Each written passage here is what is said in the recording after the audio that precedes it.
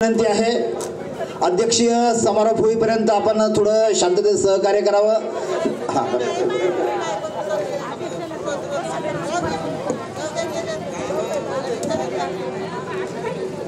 तथागत गौतम बुद्ध विश्वरत्न परमपूज्य डॉक्टर बाबासाहेब आंबेडकर या कार्यक्रमाचे संयोजक, आंबेडकर चळवळीतील एक निष्ठावंत पूर्णा शहराचे गटनेते उत्तम खंडारे, या कार्यक्रमाला अगत्याने उपस्थित असलेले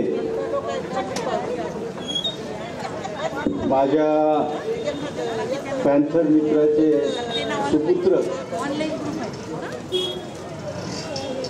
प्रधान राहुल प्रधान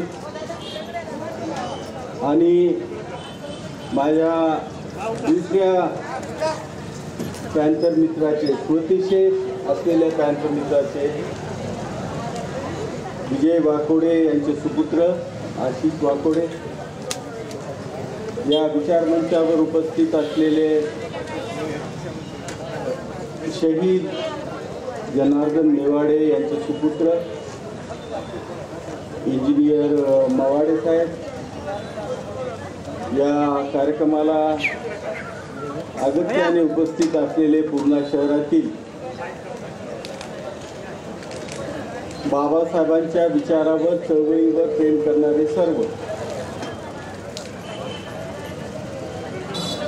तुमचा अधिकचा वेळ घेणे म्हणजे तुमच्यावर अन्याय करणे असं होईल, तेव्हा सविस्तर असं चळवळीच्या अंगानं या ठिकाणी मार्गदर्शन झालेलं आहे। आणखी 26 तारखेला कार्यक्रम आहेच, संविधानाचा न्याय हक्काचा कार्यक्रम 26 तारखेला आहेच, त्याही कार्यक्रमाला तुम्हाला थांबायचं आहे। पण एक गॅरंटी तुम्हाला देतो की 26 तारखेला एवढा वेळ मी लावू देणार नाही। 1-2 भाषणं होतील, हक्काची गोष्ट होईल आणि कार्यक्रम संपेल। आज जो कार्यक्रम या ठिकाणी होतोय, नामविस्तार दिनाच्या निमित्ताने या ठिकाणी नामांतराच्या लढ्यामध्ये जे शहीद झाले त्यांना अभिवादन करण्यासाठी, इतिहासाची पुनरावृत्ती कशी होते हे सांगण्यासाठी आणि राहुलनी काही मुद्दे उपस्थित केले की आंदोलनाच्या बाबतीमध्ये जे विचारवंत लिहित आहेत की नामांतराच्या या लढ्यामध्ये आमच्या 2 पिढ्या बर्बाद झाल्या, त्याचं दुःख या ठिकाणी सांगण्यासाठी आणि विचारवंतांना आवाहन करण्यासाठीही आजचा कार्यक्रम आहे की विचारवंतांनो, आता मवाडे साहेबांनी खूप चांगलं सांगितलं, विचारवंतांनो घरामध्ये बसून शांत डोक्याने आमचे काही 68 गट यांनी सांगितले त्याहीपेक्षा वेगवेगळ्या संघटना आणि संस्थांमध्ये काम करणारे जे लोक आहेत ते एकत्र कसे येतील याचं सूत्र सांगा, याचं सूत्र सांगा। आम्हाला डॉक्टर बाबासाहेब आंबेडकरांच्या सूत्रामध्ये कसं बसवता येईल त्याचं सूत्र सांगा। आम्हाला सांगा की आम्ही बेईमान होणार नाही त्याचं सूत्र सांगा। आमच्या रक्तामध्ये भेसळ होणार नाही याचं सूत्र सांगा। विचारवंतांनो, ही कविता नाही, मी बोलतो। तुम्हाला वाटेल की याचं सूत्र सांगा त्याचं सूत्र सांगा, आमचे बराटे साहेब इथं हसू लागले, कवी आहेत। कवी मनाच्या लोकांना, विचारवंत लोकांना माझं हे सांगणं आहे की आम्ही खूप खूप सहन केलेलं आहे आणि आणखीही सहन करण्याची तयारी आहे। जेव्हा राहुल बोलत होता, जेव्हा वाकोडेंचा आशिष बोलत होता, तुम्ही विश्वास करा अथवा न करा, माझ्या डोळ्यामध्ये अश्रू येत होते। ते त्यांचं कथन करत होते, मवाळांनी त्यांचं कथन केलं त्यांच्या वडिलांच्या बाबतीमध्ये बांधवांनो, हे असंच होत नाही, असंच बोलल्या जात नाही. ज्या वेळेस माणसाच्या हृदयाला ठेचा पोहोचतात, जखमा होतात, त्यातून ते निघतं. आणि मला असं वाटतं की आम्हालाही त्या जखमा झालेल्या आहेत. ह्या जखमा कधी होत असतात? ज्या वेळी माणुसकीच्या विरोधामध्ये जे घडत असतं, जे घडवल्या जात असतं, त्याच्या ज्या जखमा होतात, त्यावेळी एकच एक नाव डोळ्यासमोर येतं, दुसरं कोणतंही नाव डोळ्यासमोर येत नाही. ते नाव फक्त आणि फक्त डॉक्टर बाबासाहेब आंबेडकर, अन्य नाही. माझ्या घरामध्ये जर एखादा शहीद झाला तर मला त्याचं दुःख होणार नाही, परंतु डॉक्टर बाबासाहेब आंबेडकरांच्या विचारांची विटंबना झाली तर तेवढं मोठं दुःख मी सहन करू शकत नाही. विजय वाकोडे, आम्ही सोबत होतो. सूर्यवंशीच्या शवाला त्या स्मशानभूमीपर्यंत नेत असताना उत्तम खंदारे, दादाराव पंडित, आम्ही सगळे सोबत होतो बांधवांना.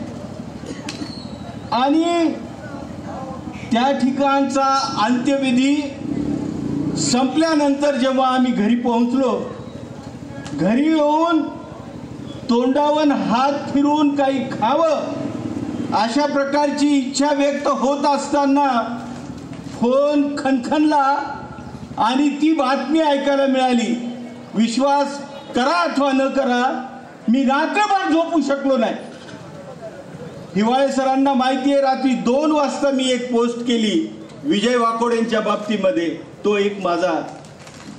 तो माझा एक खंदा जो नेता होता तो गेला, त्याच्या बाबतीमध्ये काय झालं त्या भावना मी त्यामध्ये व्यक्त केलेल्या आहेत. बांधवांनो, नामांतराच्या निमित्तानं जे काही अनुभवलं ते मी या ठिकाणी व्यक्त करणार नाही, परंतु जे या ठिकाणी आज पाहिलं जातंय त्या बाबतीमध्ये व्यक्त झालं पाहिजे.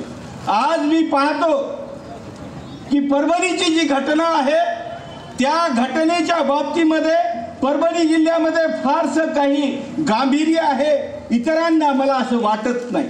आमच्या नेत्यांना सुद्धा किती गांभीर्य आहे त्याही बाबतीमध्ये मी साशंक आहे. बांधवांनो, एक गोष्ट आपण लक्षात घेतली पाहिजे, गेंड्याच्या कातडीचं जे सरकार आहे, जे फडणवीस त्या ठिकाणी बसलेला आहे, आणि त्या फडणवीसाच्या सत्तेसाठी दोन त्यांची नावं घेणं चुकीचं आहे.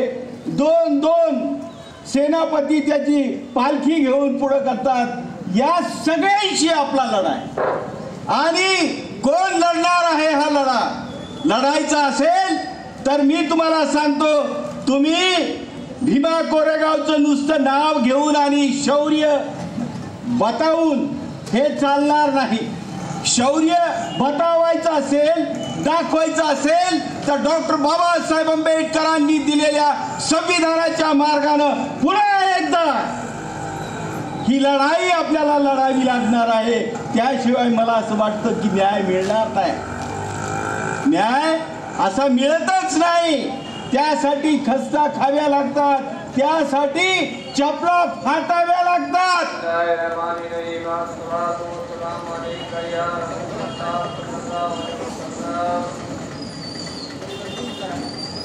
2 मिनिटांमध्ये संपवणार आहे मी.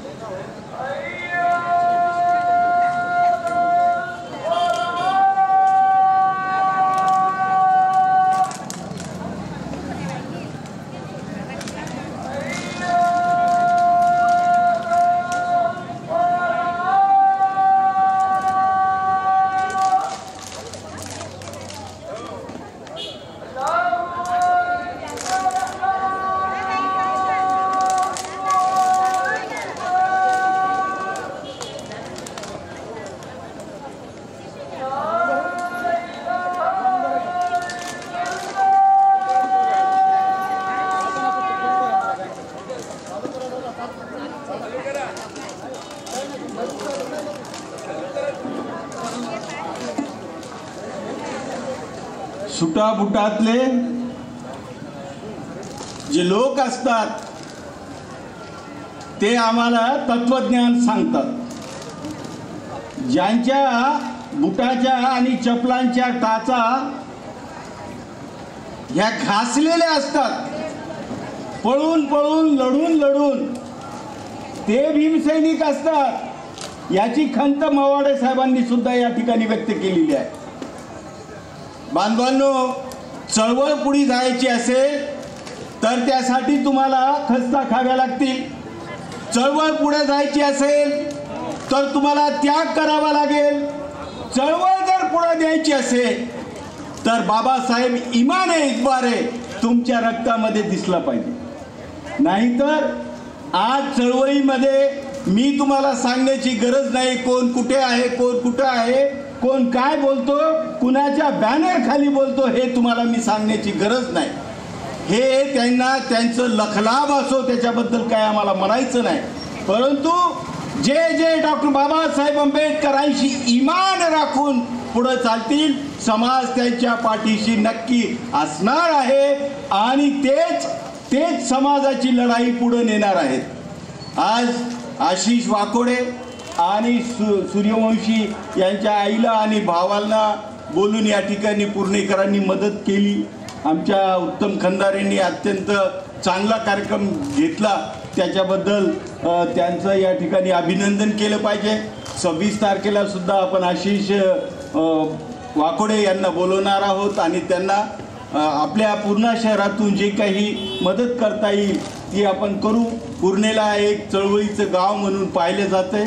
त्या चळवळीच्या गावाला कुठंही बदनाम होऊ देणार नाही अशा प्रकारचा एक शब्द आपल्या सगळ्यांच्या वतीनं देतो.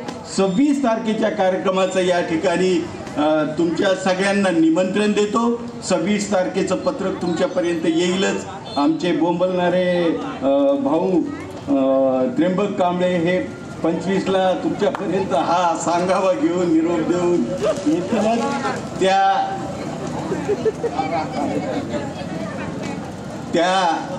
त्या कार्यक्रमालाही तुम्हाला यायचंय. आपल्या या कार्यक्रमामध्ये सुधीर साळवे यांचं उशिरा आगमन झालंय, त्यांचंही या ठिकाणी मी अभिनंदन करतो. एकंदरीत परभणी शहरामध्ये जी काही चळवळ चालू आहे त्यांचे एक खंदे कार्यकर्ते म्हणून सुधीर साळवेकडे मी पाहतो. बांधवांनो, खूप उशीर झालेला आहे, तेव्हा अधिकचं मी तुमच्याशी संवादी राहण्यापेक्षा 26 तारखेला आपण पुन्हा भेटूया, पुन्हा बोलूया. आपल्या सगळ्यांच्या वतीनं, पुणेकरांच्या वतीनं सुधीरचं या ठिकाणी पुष्पहार घालून स्वागत करू आणि हा या ठिकाणचा कार्यक्रम शहीदांना श्रद्धांजली अर्पण करून या ठिकाणी आपण संपूया. सगळ्यांनी आपल्या ठिकाणी 2 मिनिटं स्तब्ध राहायचंय आणि नामांतरामध्ये ज्यांनी जे शहीद झालेले आहेत अशा सर्व शहीदांना आपण 2 मिनिटं थांबून या श्रद्धांजली अर्पण करूया. आणि